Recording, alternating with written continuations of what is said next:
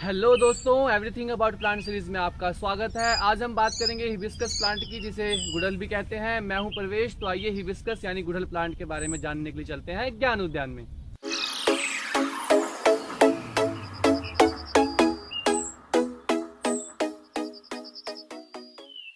Hibiscus mallow family से belong करता है, इसलिए हम इसको rose mallow, China rose, rose of Sharon और गुड़हल भी कहते हैं।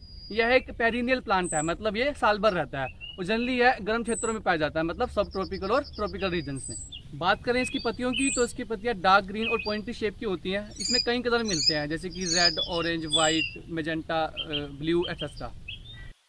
अगर हम इसके सीजन की बात करें तो एक सन लविंग प्लांट है, तो ये जनरली फेब के बाद फूल देना शुरू करता है और इसके फूल सितंबर तक रहते हैं, मतलब ये ऑटोमन से लेके समर स्प्रिंग तक फूल देता है।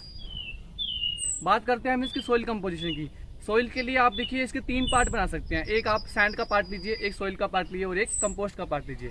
इन तीनों को मिला दीजिए। जो उससे मिक्सर तैयार होगा उसमें आप अगर गुड़हल का पेड़ लगाएंगे तो वो उसकी काफ़ी अच्छी ग्रोथ होगी, क्योंकि उसमें मैन्योर है, कंपोस्ट अच्छी मात्रा में मिला हुआ है। देखिए साल में आप इसकी 2 बार मैन्योरिंग कीजिए, मतलब इसमें कंपोस्ट डालिए आप, एक बार लगभग फरवरी में और एक बार सितंबर में, सर्दियों से जस्ट पहले। अब बात करते हैं इसमें वाटरिंग की। अब देखिए ये सन लविंग प्लांट है, तो इसका अच्छा खासा इसको इवेपोरेशन होती है इसमें, तो इसमें पानी आपको ज़्यादा देना पड़ेगा। अब बात करें सनलाइट की, जैसे कि मैंने आपको पहले भी बताया, ये एक सन लविंग प्लांट है, तो आप इसको पूरी धूप में रखिए। अगर आप धूप में नहीं रखेंगे तो इसकी पत्तियां पीली पड़नी शुरू हो जाएंगी और धीरे धीरे गिर जाएंगी और ये फूल भी नहीं देगा।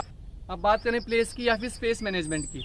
देखिए आप इसे पॉट में भी लगा सकते हैं, ग्राउंड में भी लगा सकते हैं और आप चाहे तो इसका बोनसाई भी बना सकते हैं।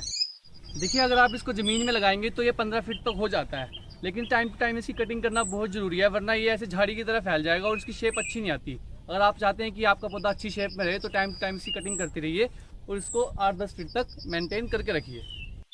अब बात करें प्रोपेगेशन की कि आप इसको बढ़ाएं कैसे, तो देखिए इससे कई मेथड होते हैं। स्टेम कटिंग या फिर आप ग्राफ्टिंग भी कर सकते हैं। स्टेम कटिंग के लिए जैसे मेरे पास देखिए ये स्टेम है 5 से 6 इंच की, आप इसको नीचे से 45 एंगल पे काट लीजिए।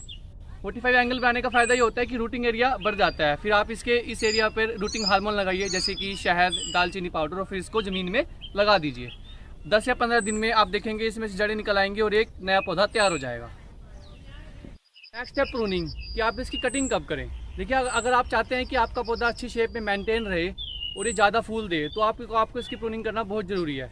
अब बात है कि प्रूनिंग करें कब। प्रूनिंग करिए जनरली आप फरवरी से मार्च में या फिर रेनी सीजन में। ये 2 टाइम ऐसे होते हैं जब आपका पौधा प्रूनिंग के लिए बिल्कुल तैयार रहता है।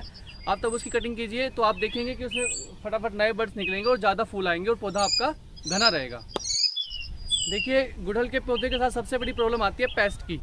इस पौधे पर फ्लाइज या फिर मिलीबग्स बहुत जल्दी अटैक करते हैं, तो उसको बचाने के लिए देखिए 3 तरीके होते हैं। सबसे पहला तरीका तो यह है, देखो, इम्यूनिटी बूस्टर।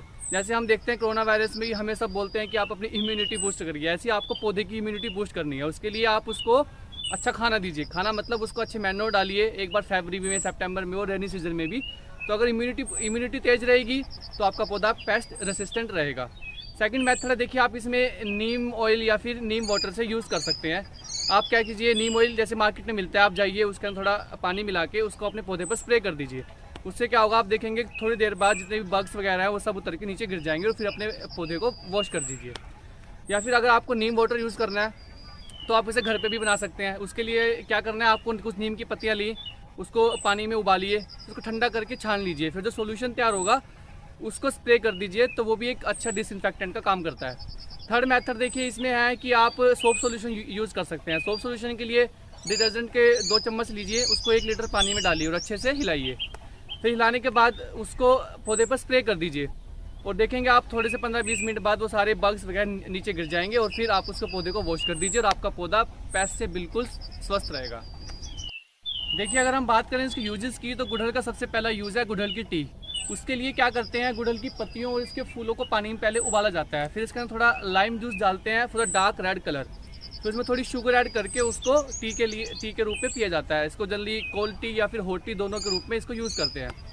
अब इस टी के फ़ायदे हैं कि इसमें विटामिन सी काफ़ी हाई मात्रा में होता है। इसके अलावा आप इसकी पत्तियों को पीसकर एज ए कंडीशनर भी यूज़ कर सकते हैं अपने बालों में। इसके अलावा इसका आयुर्वेदिक यूज़ भी है, जैसे घर में अगर किसी को लूज मोशन हो तो हम इसकी पत्तियों को अगर किसी शुगर के साथ मिला के दें तो वो उसमें भी आराम करता है। इसके अलावा इसका इंडस्ट्रियल यूज़ भी है, इंडस्ट्री में इसे रोप बनाने में या फिर पेपर बनाने में भी यूज़ किया जाता है। अगर आपको लगता है कि आपको गुड़हल का पौधा अपने घर में लगाना चाहिए तो ये बिल्कुल सही टाइम है। आप अभी नर्सरी जाइए, पौधा खरीदिए, अपने घर में लगाइए। और अगर उसकी पत्तियां पीली पड़ रही हैं या उसके फूल नहीं आ रहे हैं तो उसमें दो ही कमी हो सकती है, या तो उसमें फास्फोरस की कमी है या फिर वो आपको धूप उससे कम पड़ रही है, तो आप उसे धूप में रखिए। इसके अलावा अगर आपको कोई और प्रॉब्लम आती है तो आप मुझे कमेंट सेक्शन में जरूर बताइए, मैं जल्द से जल्द उसका जवाब देने की कोशिश करूँगा।